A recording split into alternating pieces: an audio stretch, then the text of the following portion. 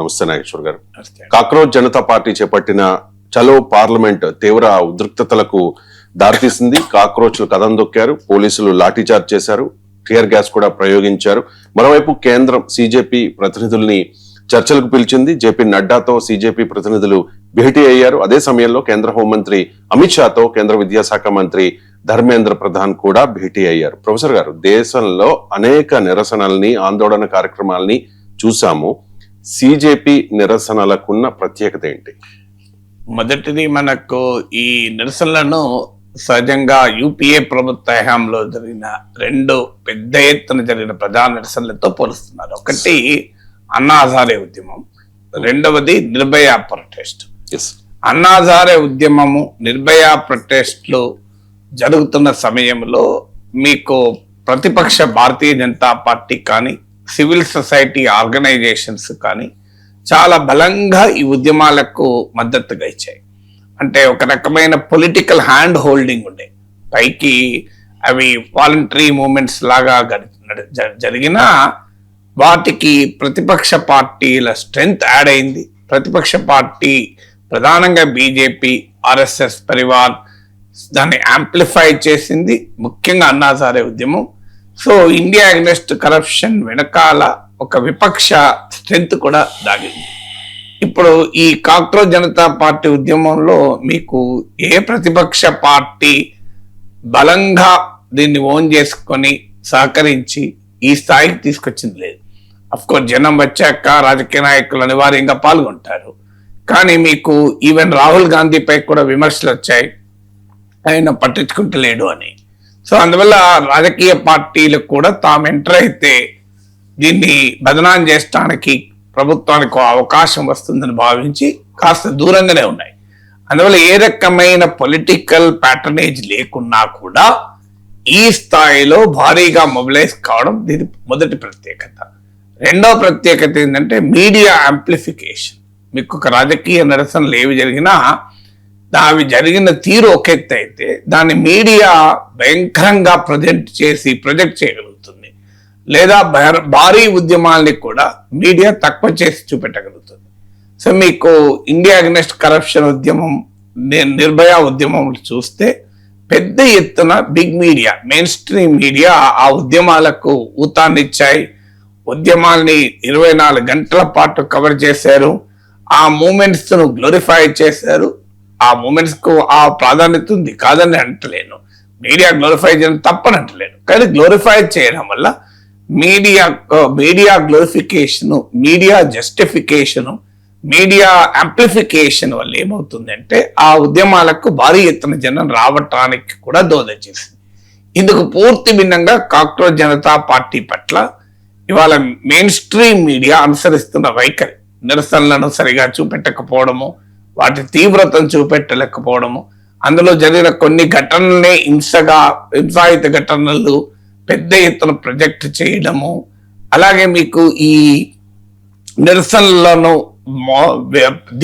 ప్రశ్నిస్తూ రకరకాల narratives build చేయడము, ఒక రకంగా అధికారంలో ఉన్న వారి ఒక పబ్లిక్ రిలేషన్స్ ఆర్గనైజేషన్స్ లాగా ప్రధాన మెయిన్ స్ట్రీమ్ మీడియా వ్యవహరించింది. సో ఈ మూమెంట్ లో ఏమైనా లొసుగులు ఉంటాయా అని వెతకడం. సో అంటే కంప్లీట్ గా మీడియా అడ్వర్సరీ పాత్ర, మీడియా ఒక శత్రుపూర్వక వైఖరి తీసుకున్నా కూడా కేవలం సోషల్ మీడియాతో ఈ ఉద్యమం ఈ స్థాయికి సస్టైన్ చేయగలిగింది. మూడవది, ఇలాంటి ఉద్యమాలు వచ్చినప్పుడల్లా గత ప్రభుత్వాల సంగతి మనకు తెలుసు. మీకు సిటిజన్షిప్ అమెండ్మెంట్ యాక్ట్ విషయంలో ఎలా కేసులు పెట్టారు, రైతు ఉద్యమాల సమయంలో ఏ రకంగా ఖలిస్తాన్ వాదులంటూ కూడా కేసులు పెట్టారు, ఊపా కేసులు, అన్లాఫుల్ యాక్టివిటీస్ ప్రివెన్షన్ యాక్ట్లు, తీవ్రవాదుల పైన ప్రయోగించే చట్టాలు, అత్యంత బలమైన చట్టాలు పెట్టి నెలల తరబడి జైల్లో, ఏళ్ల తరబడి జైల్లో ఉంచి ఒక ఫియర్ అనేది సమాజంలో మనకు స్పష్టంగా కనబడుతోంది. సో ఆ ఫియర్ ను కూడా ధిక్కరిస్తూ పెద్ద సంఖ్యలో యూత్ రోడ్ల మీదకి వచ్చారు. అంటే అధికార వ్యవస్థలు, అథారిటేరియన్ రూలర్స్ దయాన్ని ఒక ఆయుధముగా వాడుకొని ప్రజాస్వామిక నిరసనల్ని, పౌర సమాజ అసంతృప్తిని నియంత్రించలేరు అనటానికి ఢిల్లీ నిరసనలో ఒక ఉదాహరణ. అంటే క్లైమేట్ ఆఫ్ ఫియర్ తో క్లైమేట్ ఆఫ్ సైలెన్స్ క్రియేట్ చేయాలని అధికారంలో ఉన్నవారు అనుకుంటారు. కానీ క్లైమేట్ ఆఫ్ ఫియర్ ను ఛేదిస్తూ, క్లైమేట్ ఆఫ్ సైలెన్స్ ను ఛేదిస్తూ నిన్న అంత వేల సంఖ్యలో మీకు జనం రోడ్ల మీదకి రాగలిగారంటే అదొక ప్రత్యేకత. నాలుగవది, ఇది ఆన్లైన్ ఉద్యమము. ఇది ఏం ఆఫ్లైన్ లో ప్రభావం చూపదు. ఇది ఒక జోక్ గా మొదలైంది, ఒక సటైర్ గా మొదలైంది. ఇదొక మీమ్, ఇది మీమిఫికేషనే తప్ప దీనికి అంత సీన్ లేదు అని పెద్ద ఎత్తున నరేటివ్ బిల్డ్ చేశారు. నిజమే, ఇదొక మీమ్ గానే మొదలైన మాట నిజం, పొలిటికల్ సటైర్ గానే మొదలైన మాట నిజం. జోక్ కాకపోయినా కొంతమందికి జోక్ గా కనిపించవచ్చు, but it's a serious political satire, but in a form of a meme. అంటే జెన్జీ లాంగ్వేజ్ లో పొలిటికల్ సటైర్. మీకు ఒక 50-60 ఏళ్ళ వయసున్న వారికి లాంగ్వేజ్ వేరుంటుంది, జెన్జీ లాంగ్వేజ్ వేరు ఉంటుంది. సో అలాంటి ఆన్లైన్ ఉద్యమం అని డిస్మిస్ చేసి పట్టించుకోకున్న అవసరం లేదు అని అనుకుంటే, ఇది ఆఫ్లైన్ కూడా ఇంత భారీ ఎత్తున స్పందన వచ్చింది. ఇది ఏం తెలియజేసింది? పొలిటికల్ సోషాలజిస్టులు చెప్తుంటారు, ఆన్లైన్ యాక్టివిటీ ఆఫ్లైన్ యాక్టివిటీని ఊపు తెస్తుంది, ఆఫ్లైన్ యాక్టివిటీ కూడా ఆన్లైన్ యాక్టివిటీకి ఊపు తెస్తుంది. ఈ రెండు పరస్పరము ఒకదానికొకటి లింక్ అయి ఉన్నటువంటిది. ఆన్లైన్ యాక్టివిటీ వేరు, ఆఫ్లైన్ యాక్టివిటీ వేరు, ఆ రెండు ఐలాండ్స్ లాగా ఉంటాయని చాలా మంది భ్రమపడతారు. ఆన్లైన్ యాక్టివిటీ మొమెంటం ఇస్తుంది ఆఫ్లైన్ యాక్టివిటీకి, ఆఫ్లైన్ యాక్టివిటీ ఆన్లైన్ యాక్టివిటీని ఎంకరేజ్ చేస్తుంది. నిన్న ఢిల్లీలో నిరసనలు ఎప్పుడైతే భారీ ఎత్తున జనం వచ్చారో, అంటే సోషల్ మీడియాలో పెద్ద ఎత్తున మెయిన్ స్ట్రీమ్ మీడియా పట్టించుకోకపోయినా ఈ అంశం జనంలోకి వెళ్ళింది, జనం ఆఫ్లైన్ లో రియాక్ట్ అయ్యారు. ఆఫ్లైన్ లో జనం వేల సంఖ్యలో లక్ష దాకా రావడంతో ఆఫ్లైన్ లో వచ్చిన ఈ స్పందన ఆన్లైన్ లో కూడా స్పందన పెంచింది.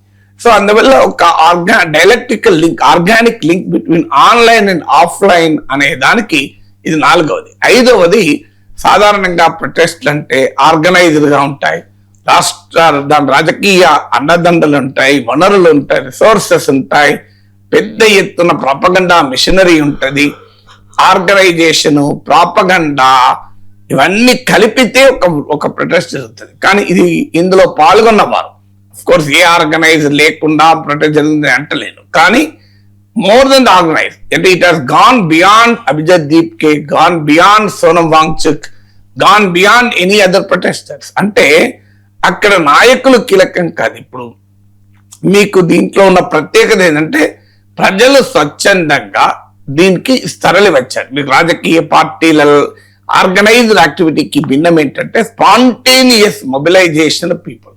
ప్రజలు తనంతట తాముగానే ఈ ఐడియా, అంటే ఈ పేపర్ లీక్స్ వ్యతిరేకించాలి, పొలిటికల్ అకౌంటబిలిటీ ఉండాలి, ఇది అన్యాయం అంటూ జనం తమంతట తాముగానే రోడ్ల మీదకి వచ్చారు. ఆరవది, లీడర్ సెంటర్ ప్రొటెస్ట్ కాదు. ఇప్పుడు మనం చాలా రాజకీయ పార్టీలు నిర్వహించే ప్రొటెస్ట్లు చేస్తాం, ఆ ప్రొటెస్ట్లలో లీడరే ముందుంటాడు, లీడర్ను ప్రజెంట్ చేయడమే ముఖ్యం ఉంటుంది, లీడర్లు గంటల తరబడి ఉపన్యాసాలు దంచడమే మెయిన్ ఉంటుంది, మైకులు బద్దలయ్యేలా ఉపన్యాసాలు దంచుతూనే ఉంటారు, రాజకీయపరమైన ప్రసంగాలు చేస్తూనే ఉంటారు. అందుకు పూర్తి భిన్నంగా మీకు ఇందులో నాయకులు లేరు. అభిజిత్ దీప్కే కాక్రోచ్ జనతా పార్టీని ప్రారంభించవచ్చు, సోనం వాంగ్చుక్ దానికి ఒక ఊపునివ్వవచ్చు, కానీ the movement has gone beyond Abhijit Dipke, Sonam Wangchuk, వీళ్ళతో సంబంధం లేదు. ఎవరు లీడర్ అని కాదు, నీ true mass mobilisation, true mass movement కు ఉండే క్యారెక్టర్ ఏంటంటే లీడర్ సెంట్రిక్ కాకుండా ఇష్యూ సెంట్రిక్ మూమెంట్ గా మొదలైంది. సో దీనికి ఉన్నటువంటి ఆరోది. ఏడవది, ఇది ధర్మేంద్ర ప్రధాన్ రెసిగ్నేషన్ తో పేపర్ లీక్స్ తో మొదలై ఇప్పుడు కాస్త ఇది 12 ఏళ్ల మోడీ పాలనకి ప్రశ్నగా ఇది రూపాంతరం చెందుతూ వచ్చింది. నిన్న చూడండి డిమాండ్లు, ధర్మేంద్ర ప్రధాన్ రెసిగ్నేషన్ కాదు, మోడీయే రిజైన్ చేయాలనే డిమాండ్ వచ్చింది. నేను ఆదివారం రోజు హైదరాబాద్ లో యూత్ ప్రొటెస్ట్ కూడా అటెండ్ అయ్యాను. ఆ protest not even cockroach Janata party organise చేసింది కాదు. ఆ ప్రొటెస్ట్ లో ప్రధానంగా సోనం వాంగ్చుక్ లడక్ ఉద్యమానికి మద్దతు, ధర్మేంద్ర ప్రధాన్ రిజైన్ చేయాలి, పేపర్ లీక్స్ కు బాధ్యుల పేరు చర్యలు తీసుకోవాలి, పేపర్ లీక్స్ అయి వాళ్ళ నష్టపోయిన వారికి సహకరించాలి అని కాక్రోచ్ జనతా పార్టీ డిమాండ్లే దాదాపు డిమాండ్లుగా ఉద్యమం మొదలై అక్కడికి వచ్చే వరకు జనం తమంతట తాముగానే మోడీ హటావ్, దేశ్ కు బచావ్ అనే నినాదాలు ఇవ్వడం మొదలు పెట్టారు. పోనీ అందులో ఎవరైనా రాజకీయ శక్తులు ఎంటర్ అయ్యి అలా నినాదాలు ఇచ్చే అవకాశం కూడా మనం కొట్టిపారేలేం. కానీ ఆ నినాదాలు ఇచ్చినప్పుడు జనం నుంచి వచ్చిన స్పందన చూస్తే నాకు ఆశ్చర్యం వేసింది. అంటే వాలంటరీగానే ఒక ధర్మేంద్ర ప్రధాన్ ను జవాబుదారి చేసి ధర్మేంద్ర ప్రధాన్ రిజైన్ చేయాలంటే అతన్ని సమర్థిస్తూ వెనకేసి కచ్చుకుంటూ కంప్లీట్ సైలెన్స్ మెయింటైన్ చేస్తూ నీట్ లీక్స్ పైన ఇంత దాకా ఉన్నప్పుడు ఇవాళ నరేంద్ర మోడీని ప్రశ్నించే స్థాయికి ఈ ఉద్యమం రూపాంతరం చెందడం అనేది మనకు కనబడుతుంది. ప్రొఫెసర్ గారు, సిజేపీ చేపట్టిన పార్లమెంట్ మార్చ్ లో వేల మంది స్వచ్ఛందంగా పాల్గొన్నారు. బహుశా ఏదైనా రాజకీయ పార్టీ పిలుపునిస్తే కనుక ఇంత స్పందన వచ్చి ఉండేది కాదేమో. ప్రతిపక్షాలు కూడా చేయలేని పనిని సిజేపీ ఎలా చేయగలిగింది? వేల మందిని ఎలా సమీకరించగలిగింది? అంటే ప్రతిపక్షాలు చేసినప్పుడు మొదటి క్వశ్చన్ ఏమొస్తుందంటే రవిశంకర్ గారు, ప్రతిపక్షాలకు ఉండే క్రెడిబిలిటీ క్వశ్చన్ వస్తుంది. అంటే ప్రతిపక్షాలు ఎప్పుడైతే పిలిపిస్తాయో వారి రాజకీయ ప్రయోజనం కొరకే ఇస్తున్నాయి, ఇది ప్రజల కొరకే కాదు. అంటే పొలిటికల్ పార్టీ ఎప్పుడు పిలిపించినా ఇమీడియట్ గా వచ్చేటువంటి క్వశ్చన్ ఏంటి, వాళ్ళ ఎలక్టోరల్ అవసరాల కొరకు వస్తాయి, వాళ్ళ హైకమాండ్ డైరెక్టివ్స్ మీద చేస్తారు, వాళ్ళకు ప్లాన్ ఉంటుంది అని. అంటే ప్రజలు రాజకీయ పార్టీల నిరసనల పైన ఒక పించ్ ఆఫ్ సాల్ట్ కాదు, లారీ లోడ్ ఆఫ్ సాల్ట్ తో ఆలోచిస్తారు. వీళ్ళు ఏ ఉద్దేశం మా కొరకు కాదు, వాళ్ళ కొరకు చేస్తున్నారు, మా ఇష్యూని ఉపయోగించుకుంటున్నారు అని. అంటే అపోజిషన్ ఆ రకమైన పొలిటికల్ క్రెడిబిలిటీని కోల్పోయింది, లెజిటిమసీని కోల్పోయింది. ఇది మొదటిగా ఉండాల్సిన సమస్య. రెండవది ఏంటంటే అపోజిషన్ పార్టీస్ ఈ మూమెంట్లను నిర్వహించేటువంటి తీరు కూడా చూస్తే మనం వాళ్ళ ఎలక్టోరల్ సైకిల్స్ కు అనుగుణంగా, వాళ్ళ హైకమాండ్ ఆదేశాలకు అనుగుణంగా, వాళ్ళ రాజకీయ అవసరాలకు అనుగుణంగా నినాదాలు మారుస్తుంటారు. ఇప్పుడు మీకు పేపర్ లీక్స్ పైన ఒక పొలిటికల్ పార్టీ మీటింగ్ పెడితే దాంట్లో రాజకీయ ఉపన్యాసాలు ఇస్తారు, దాంట్లో రామ్ టెంపుల్ పట్టుకొస్తారు, దాంట్లో ఇక వాళ్ళ తోచిన అన్ని పట్టుకొస్తారు, అవసరం ఉన్నాయన్ని అవసరం లేని అన్ని. ఎందుకంటే వాళ్ళ ఎజెండా వేరుంటుంది. అంటే ఇష్యూ ఎజెండా దాటి మీరు ఏ పొలిటికల్ పార్టీ ప్రొటెస్ట్ చూడండి, వాళ్ళ రైతుల మీద జరగని ఉద్యమం అది వాళ్ళ రైతులు తక్కువ మాట్లాడతారు, రాజకీయాలు ఎక్కువ మాట్లాడుకుంటారు. మీరు ఏదైనా తీయండి, అంటే మీకు స్టూడెంట్స్ ఇష్యూస్ మీద, మీకు నిరుద్యోగ సమస్య పైన ర్యాలీ చేయండి, నిరుద్యోగం తక్కువ మాట్లాడతారు, రాజకీయం ఎక్కువ మాట్లాడతారు.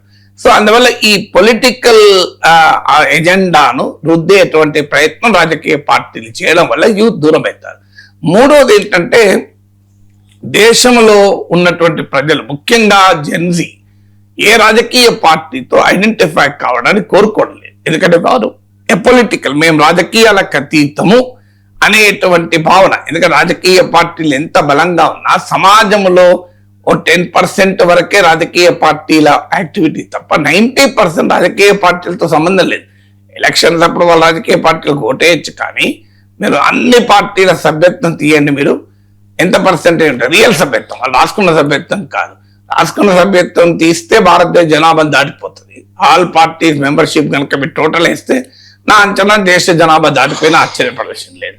సో అందువల్ల కానీ మీకు రియల్ ట్రూ పార్టీ యాక్టివిస్టులను తీసుకుంటే అన్ని పార్టీల యాక్టివిస్టులు కూడా less than 10%, less of 10 కూడా కాదు, 5% కూడా ఉండరు. ఈవెన్ యాక్టివిస్టులు, సానుభూతి పనులు, పేపర్ల మీద రెసిప్ట్లు చింపిన కేసులు పక్కకు పెడితే, ఎందుకంటే పొలిటికల్ పార్టీస్ తో మేము ఐడెంటిఫై కావడం రాజకీయ యూత్ కు ఇష్టం లేదు. అందువల్ల అది మూడవ కారణం. మాకంటే ఏదో పదవుల కొరకు దీని కొరకు మేము చేయడం లేదు అనేది మూడు. నాలుగవది ప్రభుత్వానికి కూడా సులభం అయిపోతుంది. అంటే మీరు గతంలో మీ ప్రభుత్వం ఉన్నప్పుడు ఏం చేశారు, మీ ప్రభుత్వంలో పేపర్ లీకులు జరగలేదా, మీరు అధికారంలో ఉన్న రాష్ట్రంలో పేపర్ లీకులు జరగడం లేదా అనేటువంటి చర్చ ముందుకు వస్తుంది. ఐదవది ప్రత్యర్థి నుంచి దాడి సులభం అవుతుంది. ఇవాళ మీరు చూడండి, మీకు జెన్జీ ప్రొటెస్ట్లు జరుగుతున్న వేళ నరేంద్ర మోడీ స్టేట్మెంట్ ఏంటి, నేను స్కై రూట్ క్యాంపస్కి వెళ్ళాను, అక్కడ వాళ్ళ టీం ఎవరేజ్ వయస్సు 28 years, నేను 56 ఏళ్ల యువకుని గురించి మాట్లాడతలేదు అన్నాడు. సంబంధం ఏమైనా ఉందా? ఎందుకు ఈ మాట అన్నాడు అంటే, ఇవాళ స్కై రూట్ సక్సెస్ లో జెన్జీ ఉంది, యూత్ ఉంది, మిలీనియల్స్ ఉన్నారు. మీకు ఇవాళ సిజేపీ ప్రొటెస్ట్ లో జెన్జీ ఉంది, మిలీనియల్స్ ఉన్నారు. ఈ కంపారిజన్ ఎక్కడ వస్తుందో అనే అనుమానంతో దాన్ని పొలిటికల్ యాంగిల్ ఇచ్చేటువంటి ప్రయత్నం మోడీ చేశారు. అంటే ప్రతిపక్ష పార్టీలను, దేశద్రోహులను, పాకిస్తాన్ ఏజెంట్లను, చైనా ఏజెంట్లను, అర్బన్ నక్సలైట్లను, తీవ్రవాద అనుకూలమనో, ముస్లిం అపీజ్మెంట్ అనో ఇలా బ్లేమ్ చేయడం సులభం. హిందూ వ్యతిరేకులను ఇలా ముద్రలు వేసేసి వారిని జనం నుంచి దూరం చేసే ప్రయత్నం చేస్తారు. కాక్రోచ్ జనతా పార్టీ నాయకత్వంపై కూడా ఈ ప్రయత్నాలు జరిగాయి. కానీ ఇక్కడ నాయకులు ముఖ్యం కాదు. ఇక్కడ సోనం వాంగ్చుక్, అబ్జద్దీప్ కేనా, మరొకరా కాదు. జనం తమంతట తాముగానే జనం ఇది జనమే నాయకులు. నువ్వు ఎవరిని బ్లేమ్ చేస్తావు? ఆ బ్లేమ్ చేయలేనటువంటి ఒక పరిస్థితిని తీసుకొచ్చారు కదా. ఆ రోజు ఏమవుతుందంటే రాజకీయ పార్టీలకు సింగిల్ ఎజెండా ఉండదు. ఇప్పుడు మీరు ఇది గమనిస్తే దాదాపు 4 రోజులు దాటిపోయినట్టుంది. ఇదే అంశం పైన సస్టైన్డ్ ప్రొటెస్ట్ నడుస్తున్నాయి. మీకు పొలిటికల్ పార్టీకి అలా ఉండదు కదా. ఇప్పుడు మీకు ఈ పేపర్ లీక్ పైనే 1 month మూవ్మెంట్ నడుపుతారు రాజకీయ పార్టీలు. ఎందుకు నడపవు అంటే ఈ లోపల వాళ్ళకి స్పెషల్ ఇంటెన్సివ్ రివిజన్ ముఖ్యమవుతుంది, వాళ్ళకి రామ మందిరంలో దొంగతనాలు ముఖ్యమవుతుంది, వాళ్ళకి ఇతర ఇష్యూస్ ముందుకు వస్తాయి. అంటే వారికి రాజకీయ పార్టీకి సింగిల్ ఎజెండా ఉండదు. రాజకీయ పార్టీకి రకరకాల ఇష్యూస్ ఉంటాయి కనుక వారి ఆ రకరకాల ఇష్యూస్ వల్ల వాళ్ళ పొలిటికల్ ప్రియారిటీస్ మారిపోతాయి. ఇవాళ పేపర్ లీస్ ప్రియారిటీ ఉండొచ్చు, వారం రోజులు, 4 రోజులు, 10 రోజులు దాని మీద నడుపుతారు. వెంటనే మళ్ళీ ప్రియారిటీ మారిపోతుంది. మీకు ఇంకో తర్వాత అదొక 1 week నడుపుతారు, మళ్ళీ ప్రియారిటీ మారిపోతుంది. వీరికి ఈ యూత్ మూవ్మెంట్ సింగిల్ ప్రియారిటీ. మీకు ఇప్పుడు వీళ్ళు నిన్న మీరు పేపర్ లీక్స్ నుంచి మాట్లాడారు, పొలిటికల్ అకౌంటబిలిటీ నుంచి మాట్లాడారు తప్ప మీరు రామ మందిరంలో విరాళాల దొంగతనాల గురించి ఎవరు ఉపన్యాసాలు ఇవ్వలే కదా. అందువల్ల పొలిటికల్ పార్టీస్ ఎంటర్ అయినప్పుడు వారి ప్రియారిటీస్ రోజు రోజుకు మారుతూ ఉంటాయి కనుక రాజకీయ పార్టీలు ఈ స్థాయిలో మూమెంట్ నడపలేదు. తర్వాత ప్రభుత్వాలు కూడా రాజకీయ పార్టీల ప్రత్యర్థుల్ని వారిని మీద నిర్బంధ కాండ కూడా ఉండొచ్చు. న్యూట్రల్ గా జనం వచ్చినప్పుడు వారు తమను ప్రభుత్వాలు అంతగా నిర్బంధం ఉండకపోవచ్చు అనే భావన కావచ్చు. రీజన్స్ ఏమైనా మీరు అన్నమాన్ని ప్రతిపక్ష పార్టీలు కూడా ఈ ఇష్యూ పైన ఈ స్థాయిలో సమీకరించలేకపోయింది. ఒక యూత్ మూవ్మెంట్, ఒక స్పాంటేనియస్ యూత్ మూవ్మెంట్ సాధించగలిగింది. సార్, అంటే ఈ నిరసనల్ని ప్రభుత్వం డీల్ చేసిన తీరు ఏ రకంగా ఉంది సార్? ఫస్ట్ గా డీల్ చేసిన దాంట్లో లోపం ఏంటి అంటే ఈ నిరసనలను డీల్ చేయడంలో ఇప్పుడు నిన్న జేపీ నడ్డా సమావేశమయ్యారు. నిన్న ఇంకా నయం ధర్మేంద్ర ప్రధాన్ తో చర్చలను పెట్టలేదు, బతికిచ్చారు. బహుశా కాంగ్రెస్ పాటు ఒప్పుకునేది కాదు, అందుకే తెలివిగా జేపీ నడ్డా పెట్టారు. జేపీ నడ్డా అయితే వివాదరహితుడు, సౌమ్యుడు, విద్యావంతుడు, చాలా డీసెంట్ జెంటిల్మెన్. నేను పర్సనల్ గా కూడా పరిచయం కనుక మా ఇంట్లో 1/2 hour ఉన్నారు. నేను ఆ సీన్ టాక్ టు హిమ్ కనుక చెప్తున్నా. ఇది వండర్ఫుల్ హ్యూమన్ బీయింగ్, అందులో డౌట్ లేదు. జేపీ నడ్డా ఇది వెరీ డీసెంట్ హ్యూమన్ బీయింగ్. అందుకే మీరు ప్రతిపక్షాలకు కూడా జేపీ నడ్డా పైన తీవ్రమైన విమర్శలు చేసిన ఉదాహరణలు కనబడవు. మీరు గమనించండి, ఆయన పైన ఏ ఆరోపణలు చేయవు. అందువల్ల ప్రభుత్వం వ్యూహాత్మకంగా జేపీ నడ్డాను ముందు పెట్టారు. సో ఆ మేరకు వ్యూహం కరెక్ట్. కానీ ఎందుకంటే ఎప్పుడైనా చర్చలకు వెళ్ళేటప్పుడు కాన్ఫ్రంటేషన్ చర్చలు పెట్టారు. చర్చలకు మీకు శ్రీకృష్ణుని పంపించారు తప్ప భీముని పంపలేదు కదా. శ్రీకృష్ణుడు రాయబారాన్ని పంపారు, భీముని పంపుంటే ఏం చేస్తాడు? దుర్యోధనుని గద్దతో మోది 4 మంది వచ్చేటాడు.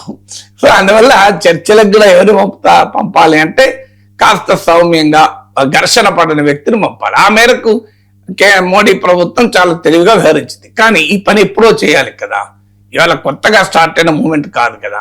22 రోజులుగా ఈ నిరాహార దీక్షలు జరుగుతున్నాయి కదా. మీకు సోనం వాంగ్చుక్ ఆరోగ్య పరిస్థితి క్షీణిస్తున్నా కూడా ప్రభుత్వం పట్టించుకోలేదు కదా. ఆఖరికి కోర్టు ఇంటర్వ్యూన్ అయితే తప్ప ఆయన ప్రాణాలకు కాపాడటానికి ముందుకు రాలేదు కదా. పోతపోయిన ఆయన ప్రాణాలు అనే టైప్ లో ఆలోచించారు కదా. అలా మీకు కంప్లీట్ గా ఇష్యూ ఇవాళ కాదు కదా. నీట్ పేపర్ లీక్ అయిన తెల్లారి నుంచి ఈ చర్చ నడుస్తున్నా కూడా ధర్మేంద్ర ప్రధాన్ మోడీ వెనక్కేసుకొచ్చాడు. ఆయన బర్త్డే రోజు ధర్మేంద్ర ప్రధాన్ కొనియాడుతూ పొగుడుతూ చాలా గొప్ప కృషి చేస్తున్నాడు విద్యారంగానికి అని ఆయన పొగుడుతూ ట్వీట్ కూడా చేశారు. అంటే మీరు ఎవరేమన్నానని నేను మా వాళ్ళని డిఫెండ్ చేసుకుంటానని. ఇప్పుడు 22 రోజుల తర్వాత అనివార్యమైంది కదా, చివరికి చర్చలు జరపడం తప్పలేదు కదా. మీరు చూస్తూ ఉండండి, ఇంకొన్ని రోజుల్లో ఈ మూమెంట్ ఇప్పుడు ఆల్రెడీ కాంగ్రెస్ జనతా పార్టీ ప్రకటించింది, మా ప్రొటెస్ట్లు కొనసాగుతాయి, ఈవెన్ పార్లమెంట్ మార్చ్ కూడా కొనసాగుతున్నారు. చూడాలి, ఖచ్చితంగా చెప్తున్నా ధర్మేంద్ర ప్రధాన్ మోడీ తీసేస్తారు. మీరు చూడండి ఇవాళ ఈ ప్రొటెస్ట్ ప్రొవైడెడ్ ఈ ప్రొటెస్ట్ ఇలాగే ఉంటే ఈ మొమెంటం నిర్వీర్యం అయితే చెప్పలేను, కానీ ఈ మొమెంటం కంటిన్యూ అయితే మీరు రాసి పెట్టుకోండి. జూలై 21, 2026 చెప్తున్నాను, ధర్మేంద్ర ప్రధాన్ పదవిలో ఉండడు, తీసి పడేస్తారు. ఎందుకంటే మోడీ గతంలో రైతు ఉద్యమాల విషయంలో కూడా వ్యవసాయ చట్టాలను సమర్థిస్తూ రాజకీయ పార్టీ కార్యకర్తలు ఇంటింటికి పంపించి సమర్థిస్తూ ఉద్యమకారుల పైన కేసులు పెడుతూ నిర్బంధం ప్రయోగిస్తూ సిబిఐని ఈడీని ముందు పెడుతూ ఐటీని పంపిస్తూ ఖలిస్తాన్ వాదులను ముద్ర వేస్తూ ఎన్ని ఏళ్ళని చేశారు. అయినా రైతు ఉద్యమం ఆగలేదు. ఏం జరిగింది? మోడీని ఒక రోజు వచ్చి క్షమాపణ కోరాడు. మీరు చూడండి, ఇప్పుడు కూడా మోడీ మళ్ళీ యువతను క్షమించమని కోరుతూ మీ ఆగ్రహాన్ని నేను పూర్తిగా అర్థం చేసుకోలేకపోయాను, మీ అసంతృప్తిని నేను పూర్తిగా పసిగట్టలేకపోయాను, అయినా నాకు మీరు ముఖ్యము, రాజకీయాలు ముఖ్యం కాదు అని చెప్పి స్టేట్మెంట్ ఇచ్చి ధర్మేంద్ర ప్రధాన్ తీసి బయటపడేస్తారు. జరగండి. కానీ సమస్య టూ లేట్ కదా. మీకు అప్పుడు నచ్చింది కావచ్చు, ఇప్పుడు నడవదు. ఎందుకంటే ఇది ప్రజలు చూశారు మీకు ఇన్ని రోజుల పాటు. సో ఇంత పెద్ద ఎత్తున నిరసన అయ్యేంత వరకు ప్రభుత్వం ఏమైంది అనేది క్వశ్చన్. ఎందుకు మరి డీల్ చేయలేకపోయింది, చర్చలు ఎందుకు జరపలేకపోయింది అని ప్రభుత్వానికి అంచనా కూడా ఉన్నట్టు లేదు. అంటే ఇది ఏదో పొలిటికల్ సటైర్, ఇదొక మీము, దీనికి అంత సీన్ ఉంటుందా, ఈ అబ్జదీప్ కి ఏంటి, ఇదికేం చరిత్ర లేదు, ఇది ఏం పెద్ద ఉద్యమం అవుతుంది అని సాధారణంగా బీజేపీకి ఉన్న ప్రత్యేకత అంటే ఇయర్స్ టు ద గ్రౌండ్ అంటారు. బీజేపీకి ఉన్న గొప్ప స్ట్రెంగ్త్ ఏంటి అంటే ప్రజల్లో వచ్చేటువంటి అభిప్రాయాల్ని ఖచ్చితంగా గేజ్ చేయగలుగుతుంది. అందుకే మీకు వ్యవసాయ చట్టాల పైన వెనక్కు వచ్చి క్షమాపణ చెప్పి విత్డ్రా చేసుకున్నాడు మోడీ.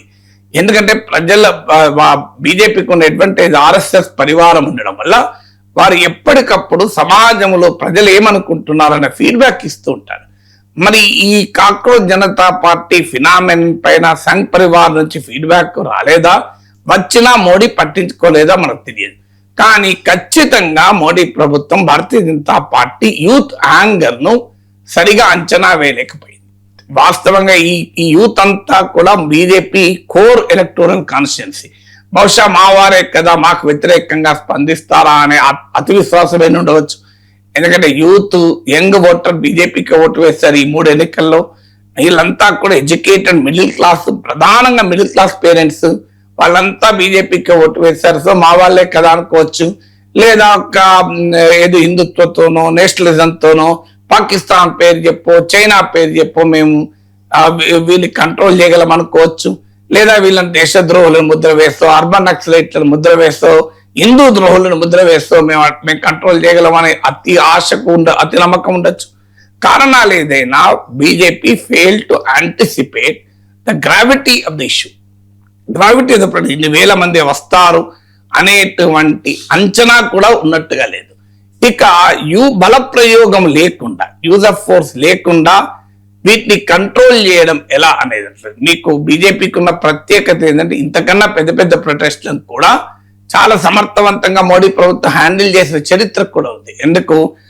లీగల్ కోర్టుల ద్వారానో, ఇంటర్వెన్షన్ ద్వారానో, భారీ ఎత్తున పోలీస్ ఫోర్స్ ద్వారానో, లేదా ఒక నరేటివ్ బిల్డింగ్. ఇప్పుడు సిటిజన్షిప్ అమెండ్మెంట్ యాక్ట్ ఉంది, అది వెంటనే దేశద్రోహం ఉద్యమము, అది మైనారిటీల ఉద్యమము, అది మీకు ముస్లిం సంతుష్టీకరణ రాజకీయ ఉద్యమము అని అది విదేశీయులను చొరబాటుదారులను సమర్థించే ఉద్యమం అని ముద్ర వేసి అటాక్ ఆపగలిగింది, రెసిస్ట్ చేయగలిగింది.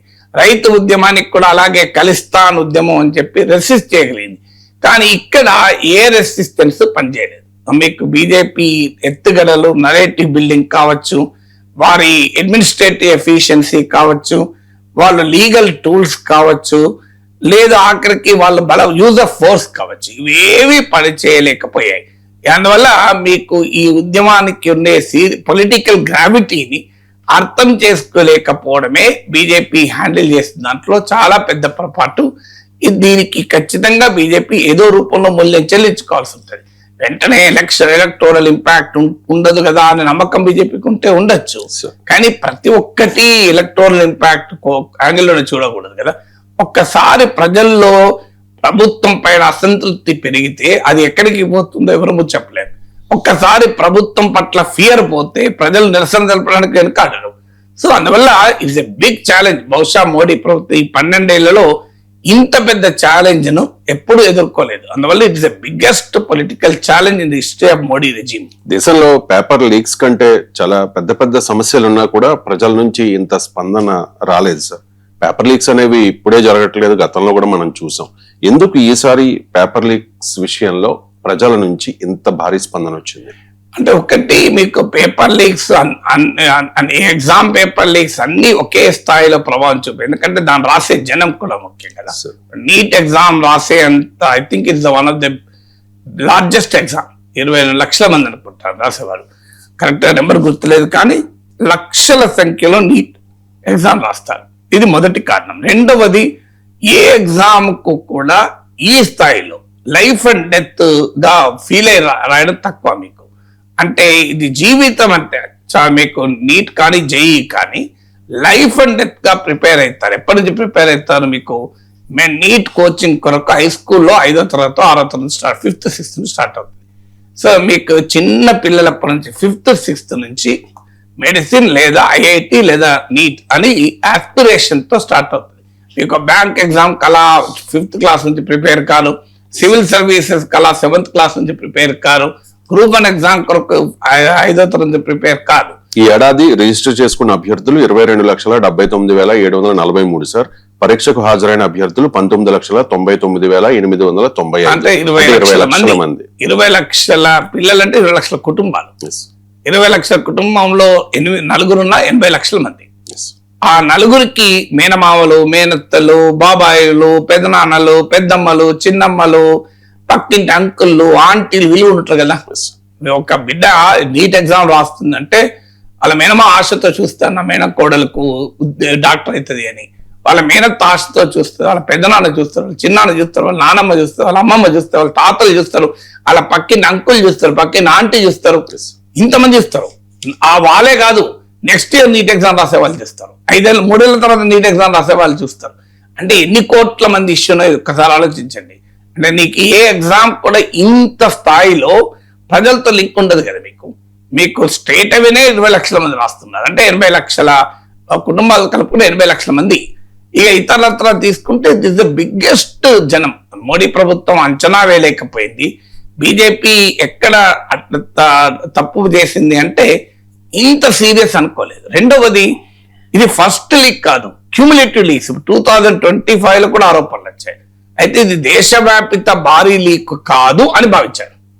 కానీ దేశవ్యాప్త భారీ లీక్ జరగలేదని ఎవరు అనలేదు. దేశవ్యాప్త భారీ లీక్ కాదు కనుక రద్దు కాలే. సో ఇది ఒక వరుస బిట్ అవుతున్నాయి. ఈసారి అయితే ఒక్క నీటే కాదు, సిబిఎస్ఈ ఎగ్జామ్ లో గందరగోళం, కామన్ యూనివర్సిటీ ఎంట్రన్స్ టెస్ట్ లో గందరగోళం. అందువల్ల ఒక పేపర్ లీక్సే ఒక్కరోజు కావడం కాదు, ఒక్క ఎగ్జామ్ కావడం కాదు, అనేక సార్లు అవుతున్నాయి, అనేక ఎగ్జామ్స్ అవుతున్నాయి. దానికి తోడు ప్రభుత్వం డిఫెండ్ చేసుకున్న తీరు చాలా భయంకరంగా ఉంది కదా. ఎక్కడ మా బాధ్యత లేదు అనే రీతిలో వివరిస్తున్నారు. తర్వాత మొత్తం సెంట్రలైజ్ చేసేసారు. ఇప్పుడు మీకు ఉదాహరణకు తెలంగాణలో public service commission exam leak అయింది అనుకోండి, ఆంధ్రప్రదేశ్ లో డిఎస్సిలో ఛాలెంజ్ ఉంది అనుకోండి, అది అక్కడి వరకే ప్రభావం. ఇదేమైందంటే నీట్ ను దేశంలో అన్ని మెడికల్ ఎగ్జామ్లు తీసుకొచ్చి సెంట్రలైజ్ చేసి ఒక ఎగ్జామ్ గా పెట్టారు. సో ఎప్పుడైతే ఎగ్జామ్ అంతా సెంట్రలైజ్ అయిందో దాని ప్రభావం కూడా సెంట్రలైజ్ అయిపోతుంది కదా. దానికి తోడు ఇది ఎగ్జామ్ ఏంటి అంటే మీకు బిడ్డలు, ఇది జస్ట్ 15 to 17 ఇయర్స్ పిల్లలు, మీకు 23 ఏళ్ళు 25 ఏళ్ల పిల్లలు రాసే పరీక్ష వేరు, 17 ఇయర్స్ పిల్లలు రాసే పరీక్ష వేరు. వారికి ఉన్న లేత వయస్సు కావచ్చు, కుటుంబం వారి పట్ల చూపేటువంటి అపారమైన శ్రద్ధ కావచ్చు, సెన్సిటివిటీ కావచ్చు, చాలా ఎక్కువ. 17 ఇయర్స్ అంటే మామూలు విషయం కాదు కదా. నిన్న కాంగ్రెస్ జనతా పార్టీ ప్రకటించింది 12 ఇయర్స్ అమ్మాయి లాఠీ చార్జీలు తలపలిగింది అని. అంటే ఆ చిన్న నిన్న చూశారు కదా మీరు, తాతలు కూడా వచ్చారు, అమ్మమ్మలు నానమ్మలు కూడా వచ్చారు ప్రొటెస్ట్లకు. సో ఎందుకు అంటే దీనికి ఉన్న రీజన్, మళ్ళీ ఆత్మహత్యలు కూడా జరిగాయి, మామూలు విషయం కాదు ఆత్మహత్యలు. తర్వాత ఇది మెడిసిన్ ఎగ్జామ్, మనకు అర్థం కావాల్సింది. ఎందుకంటే ఇందులో గనక అవకతవకలు జరిగి వీరు రేపు డాక్టర్లు ఎంతమంది ప్రాణాలు తీస్తాను. ఇప్పుడు ఒక మిగతా ఎగ్జామ్స్ కూడా ప్రమాదం ఉంటుంది, దీంట్లో ఇంకా ఎక్కువ ఉంటుంది కదా. ఇప్పుడు మీరు ఒక డాక్టరు క్వాలిఫికేషన్ లేని, టాలెంట్ లేని ఒక పేపర్ లీక్ తో డాక్టర్ అయ్యాడు అనుకోండి, వాడు పేపర్ లీక్ తో డాక్టర్ అయితే ఎన్ని గుండెలను ఆపరేషన్ లో దెబ్బతీస్తాయి, ఎన్ని కిడ్నీలు చెడగొడతాడు, ఎంతమంది జీవితాలతో ఆడుకుంటాడు.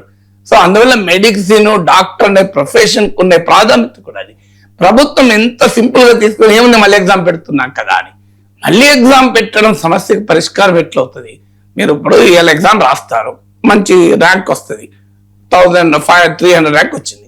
నెక్స్ట్ ఎగ్జామ్ రాస్తే నీ టాలెంట్ సేమ్ మారలేదు, కాస్త ప్రిపేర్ కూడా కావచ్చు నెక్స్ట్ ఎగ్జామ్ వరకు, కానీ 300 ర్యాంక్ మళ్ళీ వస్తాన గ్యారెంటీ ఏమైనా ఇవ్వగలరా? ఎందుకు ఇవ్వలేరు? ఇది సింపుల్ క్వశ్చన్. మోడీజీకి, భారతీయ జనతా పార్టీకి ఎందుకు అర్థమైతలేదు? మీరు పేపర్ ఏమున్నది మళ్ళీ పెడుతున్నాం కదా ఎగ్జామ్ అంటున్నారు, మళ్ళీ ఎగ్జామ్ పెడతాం, డిఫెండింగ్ చూడు ఏముంది, ఈసారి మంచిగా పెడతాం కదా. అలా ఇది సింపుల్ క్వశ్చన్. అది ఈ ఫస్ట్ టైం రాసినప్పుడు 300 ర్యాంక్ వచ్చింది, నెక్స్ట్ టైం రాస్తే 300 రావాలి కదా. 300 కాకపోతే 350 రావాలి, 250 రావాలి. నెక్స్ట్ టైం 3000 ఎందుకు వస్తారు పిల్లలకు? సేమ్ అయితే టాలెంట్ సేమ్, ఎగ్జామ్ అంతా సేమ్ కదా, మరి ఎందుకు తేడా వస్తుంది అంటే కారణం ఏంటి అంటే ఎగ్జామ్ ఈజ్ డిఫరెంట్. మీరు ఆ 3 గంటల్లో వారికి ఉండే పరిస్థితి, టెన్షన్, ఆరోగ్యము, కండిషనింగ్, ఫియర్, ఇలాంటి ఫ్యాక్టర్స్ అన్ని పనిచేస్తాయి. Exam performance is not just reflection of talent. నేను ప్రొఫెసర్గా 3 దశాబ్దాల పైగా చేశాను, అనేక పరీక్షలు నిర్వహించాను. Chairman of the board of studies also, అంటే జర్నలిజంలో పరీక్షలు నిర్వహించే వ్యవస్థ బోర్డ్ ఆఫ్ స్టడీస్ అంటారు. సో పేపర్ సెట్టింగ్ లో ఉన్నాను, పేపర్ వాల్యుయేషన్ లో ఉన్నాను, పేపర్ మోడరేషన్ చేశాను, ఎగ్జామినేషన్ ఇన్ఛార్జ్ గా ఉన్నాను కనుక అనుభవంతో చెప్తున్నాను. ఎగ్జామినేషన్ పర్ఫార్మెన్స్ అనేది ఒక బిడ్డకున్న టాలెంట్ నే రిఫ్లెక్ట్ చేయదు, ఆ టాలెంట్ తో పాటు సిచ్యువేషన్ కూడా రిఫ్లెక్ట్ చేస్తుంది. మీకు ఉదాహరణకు ఒకరోజు ఆరోగ్యంగా ఉన్నారు, ఉల్లాసంగా ఉండి ఎగ్జామ్ రాసేయడానికి ఒక రకంగా ఉంటుంది, ఇంకో రోజు రాత్రిపూట నిద్ర లేక ఎగ్జామ్ రాసేయడానికి ఇంకో రకంగా ఉంటుంది. క్వశ్చన్ పేపర్ సేమ్ స్టాండర్డ్ ఉండొచ్చు, మనిషి టాలెంట్ సేమ్ ఉండొచ్చు, ప్రిపరేషన్ సేమ్ ఉండొచ్చు, కానీ పర్ఫార్మెన్స్ సేమ్ ఉండదు. అందువల్ల ఇవాళ ఒక బిడ్డకు మంచి ర్యాంక్ వచ్చిన బిడ్డను మీరు అన్యాయంగా ఆ బిడ్డ తప్పు లేకుండా మీరు ఆమె నెక్స్ట్ టైం పర్ఫార్మెన్స్ రాకపోతే ఆ బిడ్డ ఎంత బాధపడాలి? 300 ర్యాంక్ వచ్చింది, ఈసారి 5000 వచ్చింది అంటే నా ఎగ్జామ్ పేపరే లీక్ కాకపోతే నేను డాక్టర్ అయ్యేదాన్ని కదా, నా ఎగ్జామ్ పేపరే లేకపోతే నా బిడ్డ డాక్టర్ అయ్యేవారు కదా. ఇప్పుడు మా తప్పు ఏముంది? మేం తప్పు చేయలేదు కదా, ఎవడో తప్పు చేస్తే ఆ తప్పు చేస్తుంటే చూస్తూ ఊరుకున్న ప్రభుత్వ యంత్రాంగం వల్ల నేనెందుకు నష్టపోతున్నాను అనే బాధ జీవితకాలం ఉంటది కదా. అది మళ్ళీ పోదు కదా, జీవితకాలం బాధ కదా అది. సో ఆ బాధ మీకు మామూలు బాధ కాదు, ఎందుకంటే ఇది లైఫ్ నే చేంజ్ చేస్తే ఒక ఎగ్జామ్. నాకు ఇప్పటికి గుర్తున్న ఇంటర్మీడియట్ సెకండ్ ఇయర్ లో ఫిజిక్స్ ప్రాక్టికల్స్, నాకు ప్రాక్టికల్స్ లో మా ముందు ఫిజిక్స్ లెక్చరర్ చెప్పాడు, అరే జాగ్రత్త పడరా, కాన్కేవ్ లెన్స్, కాన్వెక్స్ లెన్స్లు, ఇంకా వీటి వాల్యూస్ ఇంత ఉంటాయి, మన ల్యాబ్ లో ఉన్న కాన్వెక్స్ లెన్స్, కాన్కేవ్ లెన్స్లే, మీకు ఎగ్జామ్ లో ఆ concave lens, convex lens practical వస్తే ఈ వాల్యూ రావాలి అని చెప్పారు క్లాసులో అందరికి, నా ఒక్కరికే చెప్పలే. సో నాకు నెక్స్ట్ టైం ఎగ్జామ్ లో కరెక్ట్ గా అదే వచ్చింది. అందరూ ఇంకేంది నాగేశ్వర్ అదృష్టవంతుని, నీకు సార్ అన్నదే ప్రాక్టికల్ వచ్చింది అని. నేను ఎంత చేసిన నాకు వాల్యూ తప్పొస్తుంది. 31 ఎంత ఉండాలి, 23 వస్తుంది, వాల్యూ తప్పొస్తుంది. ఎన్నిసార్లు టెస్ట్ చేసిన ప్రయోగం చేసినా తప్పొస్తుంది. ఏం చేయాలో అర్థమైతలేదు. అంత క్లియర్ గా 24 గంటల ముందే సార్ చెప్పాడు ఈ వాల్యూ ఇంత ఉంటుందని, నేను ప్రయోగంలో ఆ వాల్యూ రావడం లేదు. ఆఖరికి నా ప్రయోగం రైటా, సార్ చెప్పింది రైటా అనే డైలమాలోకి వచ్చి సార్ చెప్పింది రైట్ ఉంటుంది, నేనే ఎక్కడో ప్రయోగం తప్పు చేస్తున్నా అని చెప్పి నేను గ్రాఫ్ పేపర్ తీసుకొని ఆ ప్రయోగానికి సంబంధం లేకుండా సార్ చెప్పిన డేటాకు అనుగుణంగా గ్రాఫ్ గీసేశాను. ప్రయోగంలో డేటా కరెక్ట్ వచ్చింది, నేను చేసిన ఎక్స్పెరిమెంట్, కానీ నేను ఆన్ పేపర్ పెట్టింది తప్పు డేటా పెట్టాను, ఎందుకంటే సార్ చెప్పాడు కదా అని. ఎగ్జామ్ పేపరు ఇచ్చేసాను, నేను ప్రయోగంతో సంబంధం లేదు కదా, పేపర్ మీద ఏం రాస్తాను అదే కదా. బయటికి రావడంతో సార్ అదే నీకు వచ్చిందా, ఎంత కొంప మీద రాడు, ఏంటంటే నిన్ననే కొత్త కాన్వెక్స్ లెన్స్, కాన్కేవ్ లెన్స్ వచ్చినాయిరా, దాని వాల్యూ మారింది అని చెప్పాడు. దీని ప్రభావం ఎంత తెలుసా? నాకు ఫిజిక్స్ ఫస్ట్ ఇయర్ లో స్టేట్ సెకండ్, 35-34, కానీ సెకండ్ ఇయర్ ప్రాక్టికల్స్ లో 30 మార్కులు 15 మార్కులు వచ్చినాయి. దాంతో నాకు Warangal regional engineer NIT seat పోయింది, నేను ఇంజనీర్ కాలేకపోయాను. అఫ్కోర్స్ అప్పుడు ఎందుకంటే NITకి ఎంట్రన్స్ లేకుండే, మెరిట్ తో వచ్చేది. అఫ్కోర్స్ నో రిగ్రెట్, నేను ఇప్పుడు అంతకన్నా బాగున్నాను, అది వేరే విషయం. కానీ ఇలా నా జీవితము ఈ స్థాయిలో నేను ఉండకపోతే నా లైఫ్ లాంగ్ రిగ్రెట్ అవుతుంది కదా. అంటే ఒక చిన్న పొరపాటు ఎంత జీవితాన్నే మార్చేస్తుంది. నా ప్రొఫెసర్ నాగేశ్వర్ అనేవాడు NITలో ఇంజనీరింగ్ చేయాల్సి ఎక్కడ ఉండేటోడో తెలియదు, ప్రొఫెసర్ ఉండేవాడిని కాదు. అఫ్కోర్స్ ఇప్పుడు నాకు రిగ్రెట్ లేకపోవచ్చు, కానీ అందరికీ ఇలా నాలాగా లైఫ్ మారదు కదా. అంటే ఒక చిన్న ఎగ్జామ్ లో ఒక చిన్న పొరపాటు, నీ తప్పున్నా లేకపోయినా, అక్కడ నా తప్పు లేదు, నేను ప్రయోగం కరెక్ట్ గా చేశాను, మా సార్ తప్పు కూడా లేదు, ఏదో పిల్లలకు బెనిఫిట్ చేయాలని చెప్పాడు, అనుకోకుండా అంతకు ముందు రోజు బ్యాచ్ వచ్చి కాన్కేవ్ లెన్స్ లో కాన్వెక్స్ లెన్స్ లో మారిపోతాయని ఊహించారు. సో అట్లా ఒక చిన్న మిస్టేక్ పరీక్షల్లో లైఫ్ మారుస్తుంది. మీరు ఇలా తమకు సంబంధం ఇక్కడంటే పోనీ నా పొరపాటు, ప్రయోగంలో వచ్చిన డేటా రాయొచ్చు కదా, నేను ఎందుకు నమ్మాలి, నా ప్రయోగాన్ని నమ్మాలి కదా, పోనీ మా సార్ పొరపాటు ఎందుకు చెప్పాలి, ఇట్లా వాల్యూస్ ఉందే, పిల్లలకు నేర్పాలి తప్ప వాల్యూలు చెప్పద్దు కదా. కానీ ఇక్కడ నీట్ లీక్ అయిన దాంట్లో ఆ పిల్లలు తప్పు లేదు కదా, ఆ పిల్లలు ఏ నేరము చేయలేదు కదా, ఏ నేరం చెప్పిన వారు అంత భయంకరమైన శిక్ష ఎందుకు అనుభవించాలి. ఇక ఆ బిడ్డ ఆత్మహత్య చేసుకుంటే, డాక్టర్ కావాల్సిన నా బిడ్డ ఈ ప్రభుత్వ చాతకానితనం వల్ల పేపర్ లీక్ ఆత్మహత్య చేసుకుంటే ఆ జీవితకాల బాధ. నేను ఒక తండ్రి వచ్చాడు, ఆడ ఫోటో చూపెడుతున్నా, నీట్ ఎగ్జామ్ లో మీకు ఆత్మహత్య చేస్తున్న పిల్లల ఫోటో ఉంటే ఆ ఫోటో చూపెడుతూ ఇంకా ఆ బిడ్డకు తండ్రిని నేనే అంటున్నాడు, ఆ చనిపోయిన బిడ్డకు తండ్రిని నేనే అంటూ ప్రొటెస్ట్ లో పాల్గొన్నాడు. మళ్ళీ మీరు ఎందుకు వచ్చారు మీ బిడ్డ చనిపోయాక అని అడిగితే, నాకు ఇంకో బిడ్డ ఉన్నారు, మళ్ళీ పేపర్ లీక్, ఆ బిడ్డ కూడా ప్రాణం పోవద్దని కాపాడుకుందామని వచ్చాను అన్నాడు. ఎంత ఉదయాన్ని కదిలించేటువంటి థింగ్. అన్ఫార్చునేట్లీ రాజకీయ నాయకత్వానికి ఇదేమీ పట్టించుకోదు. ఏమున్నది, వీళ్ళ దేశ ద్రోహులట అయిపోతుంది, హిందూ ద్రోహులట అయిపోతుంది, పాకిస్తాన్ ఏజెంట్లట అయిపోతుంది, అర్బన్ నక్సలైట్లట అయిపోతుంది, ఇదే గోల తప్ప ఇది ఒక హ్యూమన్ ఎంపతి. ఇలా పేపర్లు మీ అసమర్థత, మీ చాతకానితనం, ఇది ప్రభుత్వ యంత్రాంగం ఎక్కడో కానీ జవాబుదారితనం ఉండాలి. మీరు నియమించుకునే మనుషులే కదా వాళ్ళంతా, దీనికి ఆన్సర్ ఉండాలి కదా. ముద్రగడ సంస్మరణ సభలో బీజేపీ నేత సోము వీర్రాజు ఆసక్తికర వ్యాఖ్యలు చేశారు. ముద్రగడ బీజేపీలో ఉంటే సీఎం అయ్యేవారు, ముద్రగడను బీజేపీలోకి రాకుండా కొందరు అడ్డుకున్నారు, ఆంధ్రప్రదేశ్ లో కాపులు సీఎం కాకుండా కుట్ర జరుగుతోంది అని చెప్పేసి. పెద్దలు ఉన్నారు, ఇంకో ఆయన ఇప్పుడే వచ్చారు, ఆయన పేరు చెప్పకూడదు, ఆయన మా పార్టీలో జాయిన్ అవుతున్నాడు, ఆయన కాపే.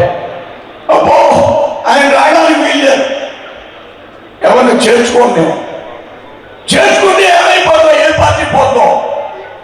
ఇది ఈవేళ చాలా విలువైనటువంటి అంశం.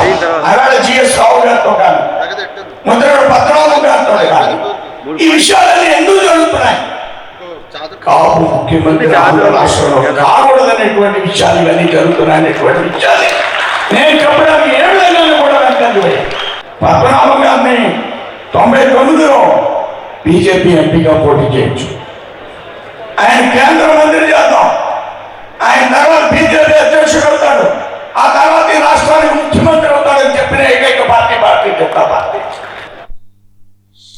రైట్ సార్, ఏంటి సార్ నిజంగా అటువంటి కుట్ర జరుగుతుంది అంటే ఒకటి, ఇందులో ముద్రగడ పద్మనాభం ఫలాన్ని రాజకీయ పార్టీల బలహీనతను తెలియజేస్తోంది. ఎందుకంటే ఆయన బతికుండగా రాజకీయ పార్టీలు భిన్న రకాలుగా వ్యవహరించాయి, స్పందించాయి, అవమానించాయి, అణచివేశాయి, అవహేళన చేశాయి.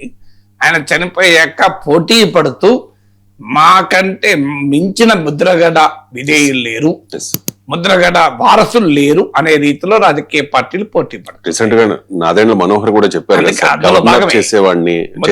గవర్నర్ చేసేవారిని అంటూ జనసేన ముందుకు వస్తోంది, ముద్రగడను ముఖ్యమంత్రి చేసేవారం అంటూ బీజేపీ ముందుకు వస్తుంది. అంటే ముద్రగడ వారసత్వము రాజకీయంగా తమకు ఇబ్బందులు పెడుతుందా అన్న కూటమిలో ఉన్న ఆందోళన తెలియజేస్తుంది. ఎందుకంటే ముద్రగడ వాస్తవానికి అనేక పార్టీల్లో ఉన్నారు, ఆయన జనతా పార్టీతో రాజకీయ జీవితం మొదలై కాంగ్రెస్ లో ఉన్నారు, బీజేపీలో ఉన్నారు, తెలుగుదేశంలో ఉన్నారు, మీకు ఇండిపెండెంట్ గా పోటీ చేశారు. సో ఆయన రాజకీయ ప్రస్థానంలో సొంత పార్టీ పెట్టారు జానారెడ్డితో కలిసి, తెలుగునాడు పార్టీ కాంగ్రెస్ అని. సో ఈవెన్ ప్రజారక్షణ పార్టీ అని కూడా ఒక పార్టీ పెట్టారు. సో ఇలా రకరకాల ప్రయోగాలు చేశారు. కానీ అల్టిమేట్ గా చనిపోయే సమయానికి వైఎస్ఆర్ కాంగ్రెస్ పార్టీ నాయకుడు. ఇది సహజంగానే వైసీపీకి అడ్వాంటేజ్ గా మారుతుందేమోనన్న భయము, ఆందోళన, టెన్షన్ మీకు కూటమిలో కనబడుతుంది. అందుకే కూటమి పక్షాలు పోటీ పడి ముద్రగడకు మేము గవర్నర్ చేసేవాళ్ళం, ముద్రగడ ముఖ్యమంత్రి చేసేవాళ్ళం, ఇప్పుడు చనిపోయిన తర్వాత ఏమి చేస్తే వాళ్ళం అంటే ఏమున్నది, బతికుండగా చేయాలి ఏవైనా, కానీ చనిపోయిన తర్వాత చేసేది ఏముంటుంది. సో ఎందుకంటే ముద్రగడ అభిమానులు లక్షల సంఖ్యలో ఉంటారు కనుక, ఆయన కాపు ఉద్యమానికి నిజాయితీగా కృషి చేశాడు కనుక, కాపు సామాజిక వర్గాన్ని ఉపయోగించి పదవులు పొందుతున్న రాజకీయ నాయకులు ఉన్న రోజుల్లో తన రాజకీయ పదవుల్ని కూడా కాపుల కొరకు త్యాగం చేసినటువంటి నాయకుడు కనుక తన రాజకీయ అవకాశాలను కూడా రిస్క్ లో పెట్టుకొని ఆయన కాపు ఉద్యమాన్ని నడిపాడు కనుక సహజంగానే రాజకీయ నాయకులకు ముద్రగడతో పోల్చుకునే హక్కే లేదు, అర్హతే లేదు కనుక ముద్రగడకు మేము వారసులము, మేము విధేయులము, ముద్రగడ భక్తులము, అభిమానులము, ముద్రగడ ఇచ్చేసేవాళ్ళం వచ్చేసేవాళ్ళం అంటూ స్తోత్రాలు మొదలు పెట్టారు. ఎందుకంటే ప్రజలకు అర్థమవుతుంది కదా, మీరేమో సామాజిక వర్గాన్ని ఉపయోగించుకొని నాయకులే మంత్రులు పదవులు తెచ్చుకున్నారు, ఆయనేమో పదవులు వదులుకొని సామాజిక వర్గం కొరకు పనిచేశాడు. ఇది కదా చరిత్ర అయిపోయిన వాస్తవం కదా. అందువల్ల ఈ వాస్తవం, ఈ భయంకరమైన వాస్తవం రాజకీయ నాయకుల్ని, అన్ని పార్టీల్లో ఉన్న కాపు ప్రఖ్యాత నేతలు, పదవులు పొందిన నేతల్ని వెక్కిరిస్తుంది. ఆ వెక్కిరించి తమకు తామే అది ఫీల్ అవుతూ ఇప్పుడు ఆ గిల్టీ కాన్షియస్నెస్ తో వచ్చి ముద్రగడ చేసేవాళ్ళం, ఇది చేసేవాళ్ళం అని చెప్తున్నారు. ఓకే, ముద్రగడ ఎంపీ అయితే కేంద్ర మంత్రి చేసేవారు, అంతవరకు నిజం. సోమవీర్రాజు చెప్పిన దాంట్లో డౌట్ లేదు. రాజుకు కాపుల పట్లున్న కమిట్మెంట్ నేనేం క్వశ్చన్ చేయడం లేదు. ఎందుకంటే నాతో కూడా ఒకసారి అన్నారు మాట్లాడినప్పుడు, కాపు ముఖ్యమంత్రి కావాలన్నది నా కోరిక అని. ఇప్పుడు బహిరంగం కూడా అన్నారు కదా. సో వాస్తవంగా బీజేపీ విభజిత ఆంధ్రప్రదేశ్ లో కాపు రాజకీయ వ్యూహాన్ని రచించింది కూడా. ఎందుకంటే బీజేపీ దేశవ్యాపితంగా సోషల్ ఇంజనీరింగ్ లో దిట్ట. ఇప్పుడు బీహార్లో నితీష్ కుమార్ పక్కన పెట్టి సామ్రాట్ చౌదరి అని ఇతర పార్టీ, ఆయన జేడీయూలో ఉన్న నాయకుడు, ఆయన సొంత పార్టీ వాడు కాదు, ఆయనకు ముఖ్యమంత్రి పదవి ఇచ్చారు. ఎందుకు? ఆయన కొయిరీ కమ్యూనిటీ అంటే నితీష్ కుమార్ కుర్మి. నితీష్ కుమార్ నిర్మించిన ఎంబీసీ మోస్ట్ బ్యాక్వర్డ్ కాస్ట్ కోalition ఏంటంటే కుర్మి కొయిరీ కాంబినేషన్, కుర్మి కొయిరీ కుష్వాహా ఈ కాంబినేషన్. సో ఆ కాంబినేషన్ లోనే కొయిరీ కులానికి చెందినటువంటి సామ్రాట్ చౌదరిని సీఎం చేశారు. సో అందువల్ల భారతీయ జనతా పార్టీ మొదటి నుంచి కూడా ఈ సోషల్ ఇంజనీరింగ్, ఇప్పుడు మీకు రాజస్థాన్ లో బ్రాహ్మణ్ని చేశారు, మధ్యప్రదేశ్ లో యాదవ్ని చేశారు, ఉత్తరప్రదేశ్ లో ఠాకూర్ని చేశారు, ఇలా క్యాస్ట్ లెక్కలు ఛత్తీస్గఢ్ లో ట్రైబల్ ని చేశారు. ఇలా క్యాస్ట్ లెక్కలు పర్ఫెక్ట్ గా వేసుకొని మంత్రుల్ని ముఖ్యమంత్రులు చేస్తూ ఉంటుంది. అంతవరకు అనుమానమే లేదు. సో అందువల్ల మీకు ఇక్కడ కూడా మొదట్లో కన్నా లక్ష్మీనారాయణను నాయకుడిగా చేసిన, మీకు సోమవీర్రాజును పార్టీ అధ్యక్షుడిగా చేసిన, మీకు చిరంజీవి పట్ల ఎక్కడ లేని ప్రేమ చూపిన, అఫ్కోర్స్ చిరంజీవి అంటే ఒక సామాజిక వర్గమే కాదు, చిరంజీవి అభిమానులు అన్ని సామాజిక వర్గాల్లో ఉంటారు కనుక వారిని రీచ్ అవుట్ చేయొచ్చు, కాపు సామాజిక వర్గం కూడా ర్యాలీ అవుతారని పవన్ కళ్యాణ్ తో ప్రత్యేక ప్రేమ చూపిన, ఇవన్నీ కూడా కాపు స్ట్రాటజీలో భాగమే. సో కాపు స్ట్రాటజీకి అదనంగా పవన్ కళ్యాణ్ చిరంజీవి అనే వరకు వారికి ఉన్న అభిమానులు, లక్షలాది మంది అభిమానులు కూడా కలిసి వస్తారన్న యాంగిల్ ఉండొచ్చు. కానీ మౌలికంగా కాపు యాంగిల్తో వచ్చారు. కానీ ఆ తర్వాత ఎప్పుడైతే టీడీపీతో కలవాలనుకున్నారో ఈ కాపు ఆస్పెక్ట్ అనేది బీజేపీ మర్చిపోయింది. అది సోమవీర్రాజుకు భరించలేని పరిస్థితి. సోమవీర్రాజు అందరికీ తెలుసు కదా, బీజేపీలో ఉన్న, మీకు వైసీపీ అధికారంలో ఉన్నప్పుడు కూడా బీజేపీలో రెండు రకాల నాయకులు ఉంటారు. ఒకరు చంద్రబాబు అనుకూల వర్గం, ఖమ్మంపాటి హరిబాబు వీళ్ళంతా, ఇంకోరు వ్యతిరేక వర్గం, అందులో సోమవీర్రాజు అని చెప్తూ ఉండేవారు. ఈ మధ్య కాలాన కాస్త పోటీ పడి కూటమి ప్రభుత్వాన్ని సమర్థించే ప్రయత్నం చేసిన సోమవీర్రాజు మొదటి నుంచి కూడా కొంత క్రిటిక్ గానే ఉంటాడు. సో అందువల్ల ఆయన ముద్రగడ రావాలని, ముద్రగడ అయితే సీఎం అవుతారని, పవన్ కళ్యాణ్ కూడా బీజేపీలో చేరాలని, బీజేపీలో చేరితే పవన్ కళ్యాణ్ సీఎం అవుతారు అంటే సోమవీర్రాజుకు లక్ష్యాలు రెండు ఉంటాయి. ఒకటి బీజేపీ వారు ముఖ్యమంత్రి కావాలని, ఎందుకంటే ఆయన కమిటెడ్ ఆర్ఎస్ఎస్ కార్యకర్త. రెండు, వీలైతే కాపు ముఖ్యమంత్రి కావాలని. అందువల్ల ఈ రెండు ఉంటాయి సోమవీర్రాజుకు. ఈ రెండు కలవాలి అంటే బీజేపీ ముఖ్యమంత్రి కావాలి, కాపు ముఖ్యమంత్రి కావాలి అనుకుంటే ముద్రగడ పద్మనాభం లాంటి వాళ్ళు పార్టీలో చేరినా, పవన్ కళ్యాణ్ పార్టీలో చేరినా తనకు ఉపయోగపడుతుంది అని సోమవీర్రాజు ఆశ కావచ్చు. కానీ అల్టిమేట్ గా బీజేపీలో ముద్రగడ చేరితే కేంద్ర మంత్రి అయ్యేవారు, కానీ ముఖ్యమంత్రి అయ్యే పరిస్థితి ఉండేదా? రాష్ట్రంలో, ఉమ్మడి రాష్ట్రంలో కానీ విభజిత రాష్ట్రంలో కానీ భారతీయ జనతా పార్టీకి ఈ 20 ఏళ్ల చరిత్రలో అయితే ఎప్పుడు ముఖ్యమంత్రి అయ్యే అవకాశం వచ్చిందా అనేది క్వశ్చన్. అయితే సోమవీర్రాజు పాయింట్లో ఒక పాయింట్ ఉండొచ్చు అని చెప్పినట్లు, ఎందుకంటే కార్గిల్ వార్ నేపథ్యంలో 18% ఓటింగ్ వచ్చింది, అందులో 5 ఎంపీలు కూడా గెలుచుకున్నారు. సో అది చూసే మీకు చంద్రబాబు నాయుడు లెఫ్ట్ వదిలేసి బీజేపీతో పొత్తు పెట్టుకున్నారు. సో అందువల్ల అలా టీడీపీతో పొత్తు పెట్టుకుని ఉండకపోతే తమ బీజేపీ పెరిగి ముద్రగడ్డ లాంటి నాయకుడు ముందుంటే కాపు సామాజిక వర్గం కలిసి వచ్చేది కనుక బీజేపీ అధికారంలోకి వచ్చేది, బీజేపీ ముఖ్యమంత్రి అయ్యేవారు, కాపు ముఖ్యమంత్రి అయ్యేవారు అనేది సోమవీర్రాజు ఆవేదన. సో ఆ ఆవేదన బీజేపీలో చాలా మందికి ఉంది. ఎందుకంటే బీజేపీ విడిగా పోటీ చేస్తేనే పెరుగుతుంది, కలిసి ఉంటే పెరగదు. తెలంగాణలో అనుభవం అది. తెలంగాణలో విడిగా ఉంది కనుకనే మీకు 2014లో టీడీపీతో పొత్తు పెట్టుకొని ఈవెన్ ఆంధ్రప్రదేశ్లో ఎన్డీఏల నుంచి టీడీపీ వెళ్ళకముందు తెలంగాణలో టీడీపీకి బీజేపీ గుడ్ బై చెప్పింది. అందువల్ల బీజేపీ ఇక్కడ ఎలా పెరిగింది, ఇండిపెండెంట్ గా పోటీ చేయడం వల్లనే పెరిగాము అనే భావన చాలా మంది నాయకులు ఉన్నారు. నాకు ఈవెన్ జీవీఎల్ నరసింహరావు నాకు ఇచ్చిన ఇంటర్వ్యూలోనే చెప్పారు, ఈ టీడీపీ కాకపోతే వైసీపీ వీళ్ళలో ఒకరు కాకపోతే ఒకరు గెలిస్తే మాకేమొస్తుంది, ఎవరో ఒకరు ఓడిపోయి ఆ పార్టీ దెబ్బతింటే మాకు స్పేస్ వస్తుంది అని నా ఇంటర్వ్యూలో చెప్పారు. మీరు నా యూట్యూబ్ ఛానల్ ఉంది చూడండి మీరు. అందువల్ల ఇదే నోన్ ఫ్యాక్ట్. బీజేపీలో ఆ బలమైన ఒపీనియన్ ఉంది. మేము విడిగా ఉండి మా స్ట్రెంత్ మేము పెంచుకుంటే, మేము టీడీపీ వైసీపీకి 2 సామాజిక వర్గాలు బలంగా వెనకాలున్నాయి. కాపు సామాజిక వర్గంలో ఆ తీరని కోరికుంది. కాపు సామాజిక వర్గానికి చెందిన వ్యక్తి ఎందుకు ముఖ్యమంత్రి కాకూడదని ఆ తీరని ఆకాంక్షను తాము ఛాంపియన్ చేయగలిగితే తమ సోషల్ ఇంజనీరింగ్ సమర్థవంతంగా ఉంటుంది అనేది బీజేపీలో చాలా మంది అభిప్రాయం. కానీ వాళ్ళ జాతీయ నాయకత్వం అందుకు సిద్ధంగా లేదు. వాళ్ళ జాతీయ నాయకత్వం ఇందుకు పూర్తి భిన్నమైన వైఖరి అనుసరిస్తూ వస్తుంది. ఎందుకంటే మీకు తెలంగాణలో కూడా అదే జరిగింది కదా. కేసీఆర్కు వ్యతిరేకంగా పెద్ద పోరాటం చేస్తే పవర్లోకి వస్తాను బీజేపీ తెలంగాణ నాయకత్వం అనుకుంటే, లాస్ట్ మినిట్ లో మీరు కేసీఆర్ ఓడిస్తారో తెలియదు కానీ కాంగ్రెస్ పవర్లోకి వస్తుంది, అందువల్ల ఆగండి మీరు అని చెప్పి కేసీఆర్ పైన పోరాటాన్ని నిర్వీర్యం చేశారు కదా ఆ జాతీయ నాయకత్వం. సో అందువల్ల మీకు తెలంగాణ ఆంధ్రప్రదేశ్ బీజేపీలకు ఉన్న సమస్య ఏంటంటే వాళ్ళ బ్రెయిన్ ఇక్కడ ఉండదు, ఢిల్లీలో ఉంటుంది.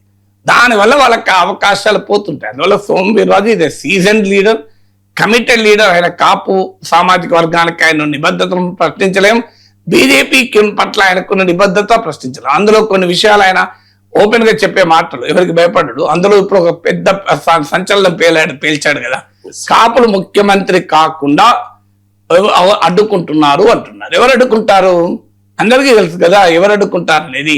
ఏ సామాజిక కాపులు ముఖ్యమంత్రి అయితే వైసీపీ అధికారంలోకి వస్తే కాపు ముఖ్యమంత్రి కాగలరా? టీడీపీ అధికారంలోకి వస్తే కాపు ముఖ్యమంత్రి కాగలరా? చెప్పండి నాకు. ఇంపాసిబుల్. అంటే ఎవరు అధికారంలోకి వస్తే కాపు ముఖ్యమంత్రి కాలేరు, వారు కాపు ముఖ్యమంత్రి కావాలని ఎలా కోరుకుంటారు? మీరు ఇప్పుడు కాపు ముఖ్యమంత్రి కావాలి అంటే మీకు టీడీపీలో సాధ్యమవుతుందా? టీడీపీలో సాధ్యం కాదు, వైసీపీలో సాధ్యం కాదు. అది ప్రాక్టికల్ గా తెలిసిందే కదా.